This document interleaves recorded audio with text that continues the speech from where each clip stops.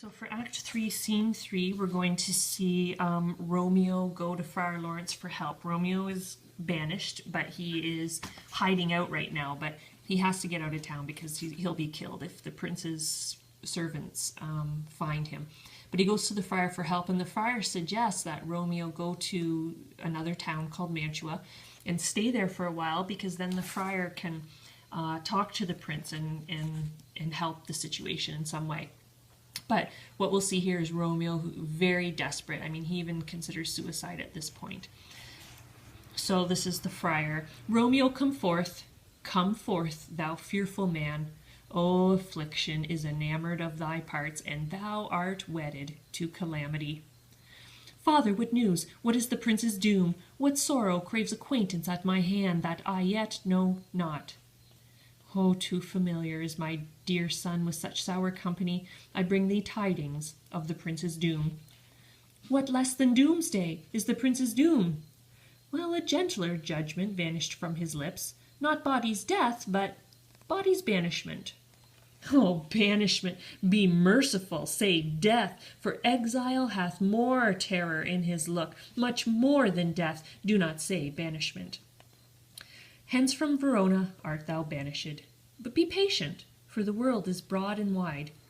Oh, there is no world without Verona walls, but purgatory, torture, hell itself.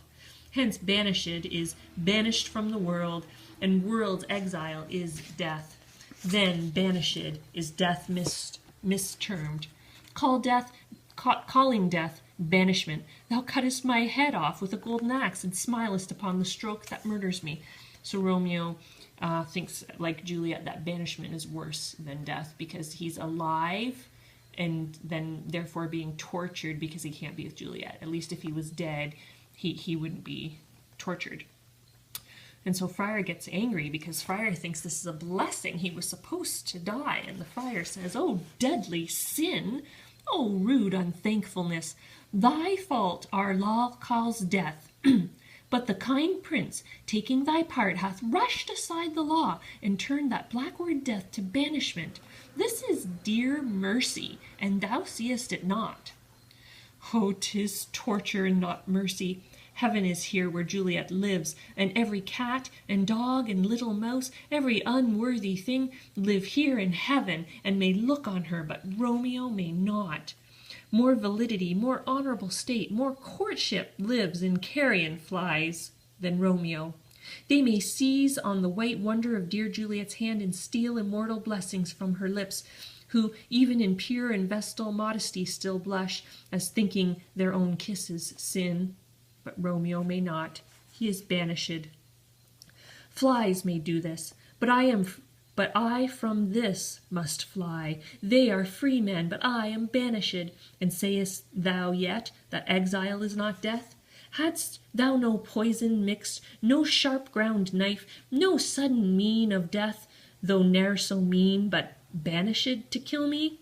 Banished. O friar, the damned use that word in hell. Howling attends it.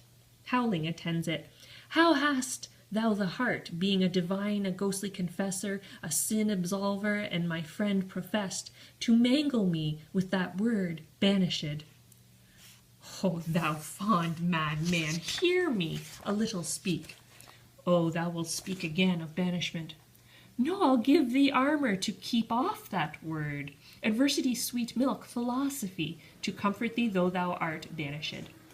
Yet banished, hang up philosophy. Unless philosophy can make a Juliet, displant a town, reverse a prince's doom, it helps not, it prevails not. Talk no more. Oh, then I see that madmen have no ears. How should they, when the wise men have no eyes? Let me dispute with thee of thy estate. Thou canst not speak of what thou dost not feel, wert thou as young as I, Juliet thy love, an hour but married, Tybalt murdered, doting like me, and like me banished. So Romeo says, you don't understand, you're not in my situation. Then mightest thou speak, then mightest thou tear thy hair and fall upon the ground as I do now, taking the measure of an unmade grave. There's a knocking. Arise. One knocks, good Romeo. Hide thyself.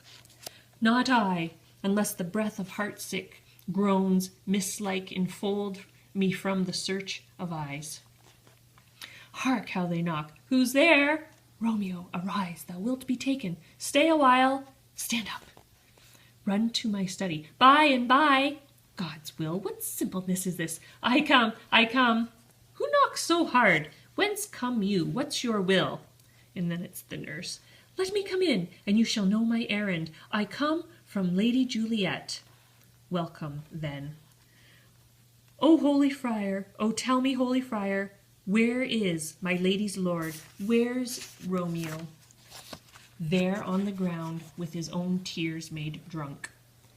Oh, he is even in my mistress's case, just in her case. Oh, woeful sympathy, piteous predicament.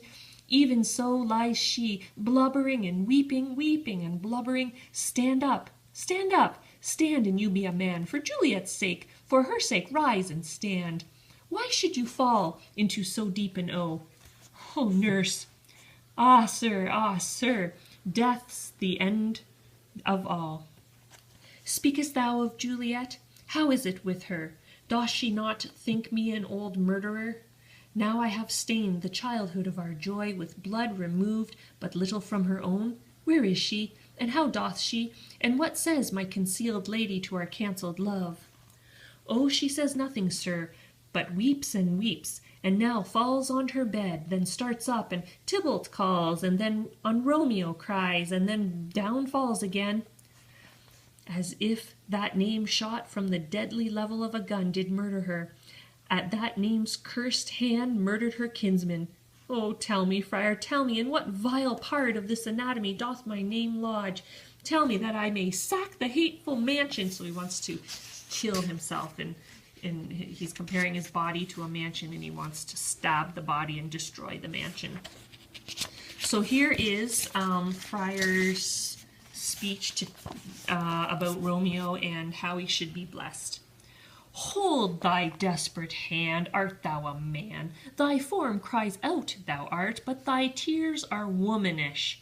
Thy wild acts denote the unreasonable fury of a beast. Unseemly woman in a seeming man, an ill-beseeming beast in seeming both.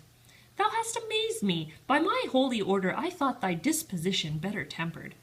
Hast thou slain Tybalt? Wilt thou slay thyself and slay the lady that in thy life lives by doing damned hate upon thyself? So he's saying if you kill yourself, Juliet will be devastated. So think about her, don't be so selfish. Why railest thou on thy birth, the heaven and earth? Since birth and heaven and earth, all three do meet in thee at once, which thou at once wouldst lose? Fie, fie, thou shamest thy shape, thy love, thy wit, which, like a usurer, aboundest in all, and usest none, in that true use indeed, which should bedeck thy shape, thy love, and thy wit. So he's telling him he should act like a man. Thy noble shape is but a form of wax, digressing from the valor of a man. Thy dear love, sworn but hollow perjury, killing that love which thou hast vowed to cherish. Thy wit, that ornament to shape and love, misshapen in the conduct of them both, like powder in a skilless soldier's flask, is set afire by thine own ignorance. And thou, dismembered with thine own defense. What, rouse thee, man? Thy Juliet is alive, for whose dear sake thou wast but lately dead. There art thou happy. Tybalt would kill thee, but thou slewest Tybalt. There art thou happy. The law that threatened death becomes thy friend and turns it to exile. There art thou happy. A pack of blessings light upon thy back. Happiness courts thee in her best array, but like a misbehaved and sullen wench, thou poutest upon thy fortune and thy love. Take heed, for such die miserable. Go, get thee to thy love as was decreed. Ascend her chamber hence and comfort her. But look thou stay not till the watch be set, for then thou canst not pass to Mantua, where thou shalt live till we can find a time to blaze your marriage, reconcile your friends, beg pardon of the prince, and call thee back with 100,000 times more joy than thou wentst forth in lamentation. So he says to Romeo, go visit Juliet one last time and then head to Mantua. Go before, nurse, commend me to thy lady, and bid her hasten all the house to bed, which heavy sorrow makes them apt unto. Romeo is coming. O Lord, I could have stayed here all the night to hear good counsel. Oh, what learning is! My lord, I'll tell my lady you will come. Do so, and bid my sweet prepare to chide. Here, sir, a ring she bade me give you, sir. Hie you, make haste, for it grows very late. Oh, how well my comfort is revived by this. Go hence, good night, and here stands all your state. Either be gone before the watch be set, or by the break of day disguised from hence. Sojourn in Mantua. I'll find out your man, and he shall signify from time to time every good hap to you that chances here. Give me thy hand. 'Tis late, farewell, good night. Oh, but that a joy past joy calls out on me, it were a grief so brief to part with thee. Farewell. And we can probably do scene 4. So in scene 4, it's the Capulets, and they're just talking to Paris about whether or not he should marry Juliet because she's grieving Tybalt's death right now. And they have no idea she's married to Romeo, though. So Mr. Capulet says to Paris, "Things have fallen out, sir, so unluckily that we have had no time to move our daughter. Look you, she loved her kinsman Tybalt dearly, and so did I. Well, we were born to die. 'Tis very late. She'll not come down tonight. I promise you, but for your company I would have been abed an hour ago. Oh, these times of woe afford no time to woo. Madam, good night. Commend me to your daughter. I will, and know her mind early tomorrow. Tonight she is mewed up to her heaviness. Sir Paris, I will make a desperate tender of my child's love. I think she will be ruled in all respects by me. Nay, more, I doubt it not. Wife, go you to her ere you go to bed. Acquaint her here of my son Paris's love, and bid her mark me on Wednesday next. But soft, what day is this? Monday, my lord. Monday, ha ha. Well, Wednesday is too soon. On Thursday, let it be. On Thursday, tell her she shall be married to this noble earl. Will you be ready? Do you like this haste? We'll keep no great ado, a friend or two. For hark you, Tybalt being slain so late, it may be thought we held him carelessly, being our kinsman, if we revel much. So he's saying, we'll have a small wedding. We don't want to have a very big wedding because it's disrespectful to the lately dead Tybalt. He says, therefore, we'll have some 6 friends, and there an end. But what say you to Thursday? My lord, I would that Thursday were tomorrow. Well, get you gone. On Thursday be it then. Go you to Juliet ere you go to bed. Prepare her, wife, against this wedding day. Farewell, my lord. Light to my chamber, ho! Afore me. It is so very late that we may call it early by and by. Good night.